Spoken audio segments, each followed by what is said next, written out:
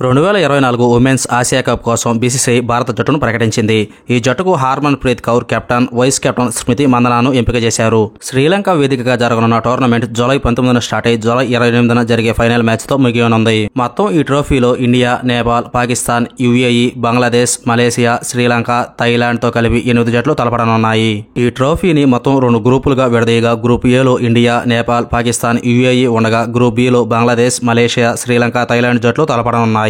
2 గ్రూపుల్లోని ప్రతి జట్టు 3 మ్యాచ్లు ఆడగా సూపర్ 4 కు చేరిన జట్లకు 2 సెమీఫైనల్ మ్యాచ్లు జరుగుతాయి. వాటిలో గెలిచిన 2 జట్లు జూలై 28న ఫైనల్ మ్యాచ్లో తలపడతాయి.